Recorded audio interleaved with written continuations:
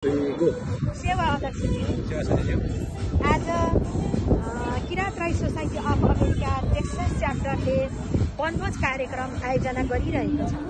यो वनभोज कार्यक्रम आयोजना गर्नका उद्देश्यहरू के हुन सक्छन् प्रस्ताइदिनु हुनको लागि हामीलाई धन्यवाद हजुरज्यू। पहिलो कुरो त आजको यो Kirat Rai society of America Texas च्याप्टरद्वारा आयोजित वनभोज कार्यक्रममा उपस्थित हुनुभएका सम्पूर्ण दाजुभाइ व्यक्तिगत तर्फबाट र संस्थाको तर्फबाट यहाँ सम्पूर्णलाई धेरै धन्यवाद दिन चाहन्छु।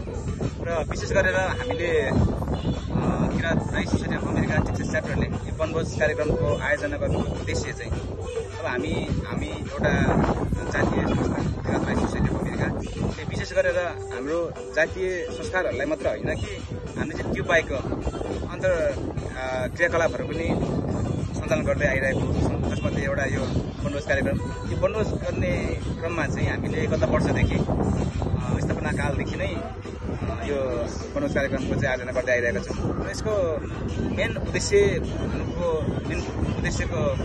चाहिँ त्यही नै हो। विशेष गरेर हामीले हाम्रो यो अमेरिकामा व्यस्त लाइफ, हाम्रो एकदमै यो व्यस्तताको बावजुद हामीले केही समय चाहिँ हाम्रो यो जति पनि परिवार हामी केरासीको परिवार छौँ, एक दिन वनभोज कार्यक्रममा चाहिँ सबैसँग भेटघाट गरेर आफ्नो सुख दुःख साटासाट गर्ने एउटा अवसरको रूपमा हामीले यो मेन उद्देश्यको रूपमा राखेर हामीले यो खास पिकनिकको आयोजना गरेका छौँ।